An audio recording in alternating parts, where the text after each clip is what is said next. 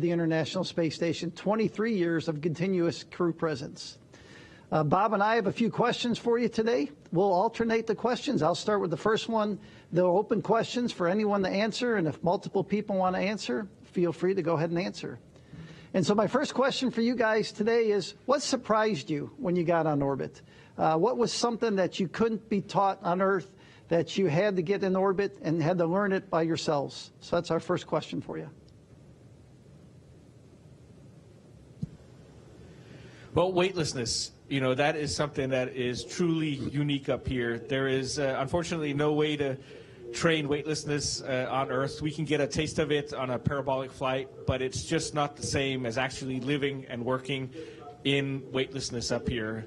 And it's not just fun, but it's also very challenging whenever you have to find a piece of equipment or a tool in a bag, and you have to get that piece of equipment out or tool out without losing everything else in the bag. I mean, we've all, on multiple occasions, lost items. Luckily, most of them we found again near an air vent, maybe a couple minutes, maybe a couple hours later. But it is certainly one of the challenges that you don't really get to.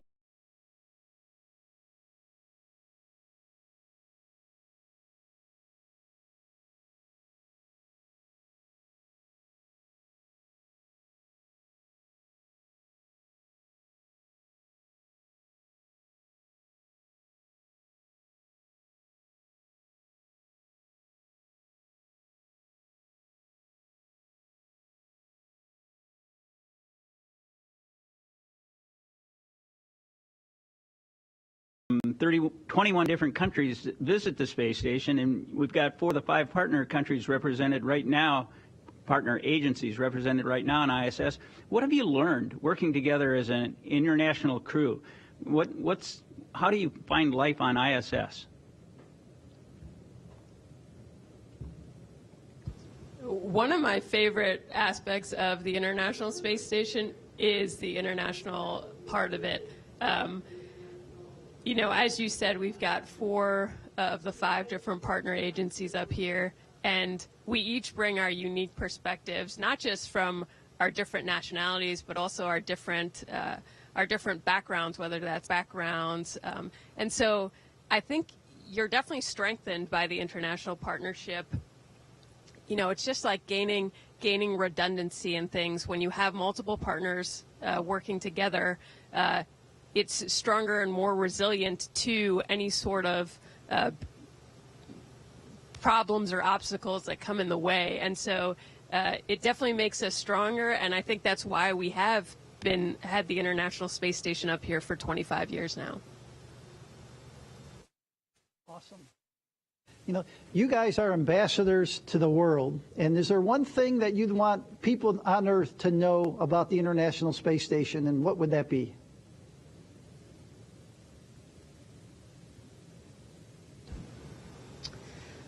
Well, one of the things that surprised me most as I started at NASA and then started training for this mission is just how complex the International Space Station program is. There are groups of people, teams of people all over the world who are figuring out every aspect of these missions, everything from our food and clothes to the science research that we'll be doing on board. They're also the ones who are operating space station. Believe it or not, even though we're on board, we don't actually fly space station. That's flown by the teams of flight controllers and mission control centers in Houston and Russia and elsewhere on the planet. And so we're super grateful to be supported by this amazing team, and it's just a really inspiring effort to be a part of. Awesome. Thank you. So we're in the decade of science on the International Space Station now, and it's pretty amazing all the things that are getting done. I got asked by some of the audience here with me today, does the crew like doing science in space? So I'm asking you guys, what's your favorite experiment? Is there anything that really captures your imagination while you're working up there?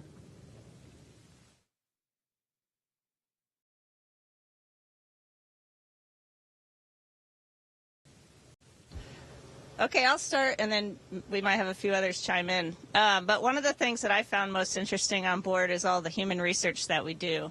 And that's just recently two things that I've gotten to be involved in. One was is the CIPHER experiment, which Satoshi and I are both a part of. And that is a study comprised of 14 different experiments studying all aspects of human physiology and psychology in space and how the human body adapts to the space environment.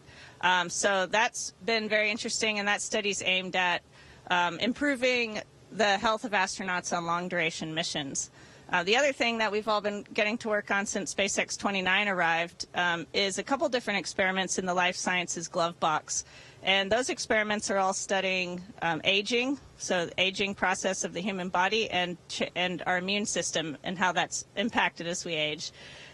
Believe it or not, we all get older faster when we are on orbit, and so that essentially speeds up time for researchers so they can study the phenomenon that happens in our cells at a faster rate than they could on Earth. And again, the goal of that is helping improve the health of astronauts on longer duration missions to the Moon and Mars, but also to help improve life on Earth for people in terms of tissue degradation and disease as humans age. And just to add, I think what I find truly fascinating is the breadth of experiments that we do up here. You know, we have everything from the Cold Atom Laboratory, where we're studying Bose-Einstein condensates, which are particles very close to the absolute zero temperature point. We have the alpha magnetic spectrometer on the outside of the space station. Then we have the biofabrication facility inside, which essentially is a 3D printer where we can print human tissue, human organs even, or at least that's what we're leading up towards. So really, the research up here spans so many fields, and I think that's incredibly interesting. The experiments which we really like, there are so many, but I wanted to talk also about psychological experiments which we are doing right now, because, you know, I was so surprised that when you live here and you're deprived of common things and you work together within like a small group of people, you see how your emotions and skills evolve, and like things which make you sad, they are like making you really sad, and things which make you laugh, you are really, you know, the degree of those emotions is a little bit different, and there are a few experiments which study that, and I think it's fascinating, especially to see how they change over the term of like a few months, which is really, really amazing, and I think it will help us to build the way towards longer flights. Great answers. Thank you, guys. As we look forward to the International Space Station in the next few years, what are some of the important things we need to keep doing on Space Station to keep Space Station a successful mission, and also to help the commercial destinations that are coming forward towards the end of the decade?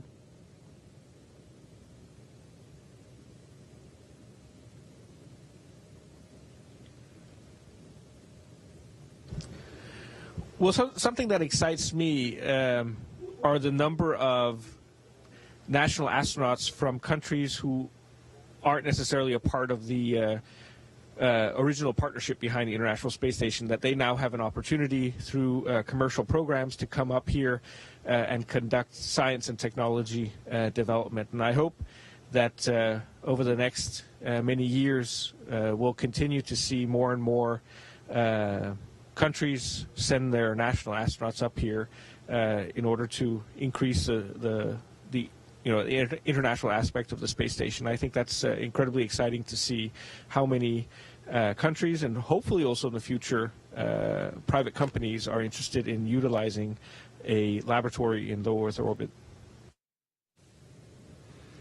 So one of the things that I loved to do whenever I had any spare time was just look out the window at the Earth as it went by. And I always told first-time flyers, stick your nose up to the window and make a memory. It's really a special opportunity that you have.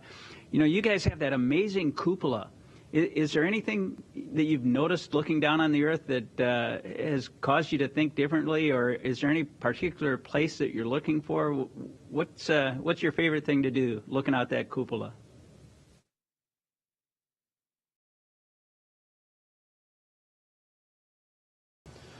I was really amazed by the view of lightnings. You know, those like big fields of clouds, and without any stop, like instantaneous lights here and there. Like sometimes they might be like 5 or 10 per second, and you see those fields of lightnings at night over the clouds, and that amazes me so much. I cannot just stop doing that. And all the time we do air raid exercises. I cannot, like during the breaks between exercises, I go and look at those. That is really amazing. I didn't expect that it looks so magnificent.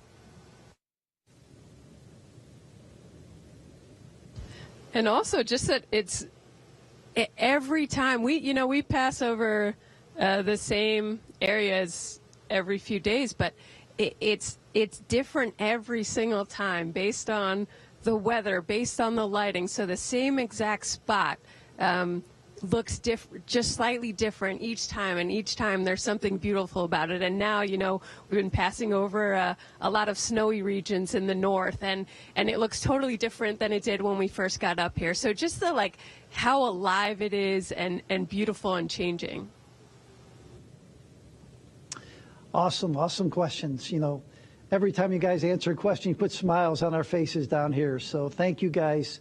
You talked about some of the research, and are there any results that you would like to see, or you do an experiment and you're like, oh, I really wish this would result in this answer, or this would result in that answer? Have you got any thoughts on the research? And I'd be curious to see what you think about kind of the future and how we want to continue research on board Space Station.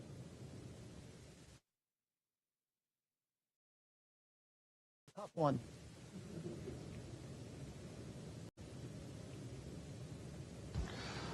I think it would be so interesting to see how we can protect humans from radiation.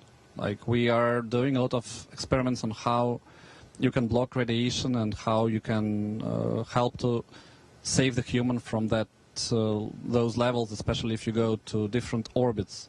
We are doing that a lot here, and I'm wondering if we can find the material or another means of stopping the radiation so that we can find the way to travel to Mars and beyond.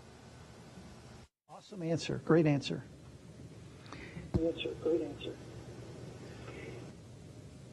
So when I was up... I would just perhaps also, just add that I think it's very interesting to see if we'll develop a commercial capability in low Earth orbit in the future. I mentioned biofabrication earlier. Will it be possible to actually produce human tissue or human tissue equivalents or organ equivalents up here for use on the Earth, or perhaps fiber optic production, which is also something that we are just testing now during this mission as well. So those are examples of something perhaps in the future could find commercial aspects, and I think that's really interesting. Totally agree. Commercial LEO destinations are going to be so important. We have so many questions, and we're running out of time rapidly. I think we got about 5 minutes left. When I left the space station, Node 1 was pretty Spartan and immaculate. It's kind of accumulated a lot of stuff over the years. And with 275 launches to ISS, have you guys hit anything for future crews or lost something up there that you're still looking for?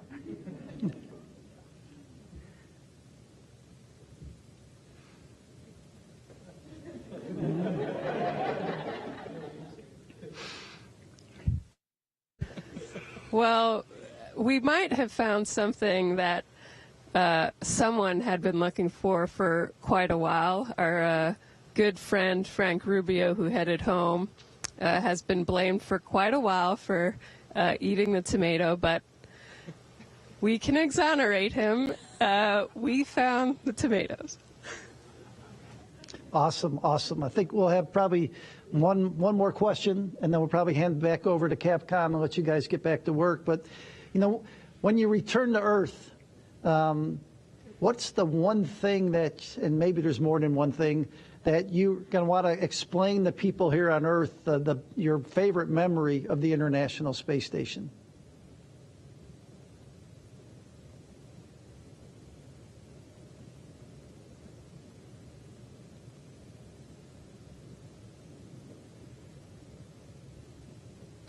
I think it's a beautiful view of the Earth from the International Space Station, so that we recognize that we need to nurture the mother planet Earth.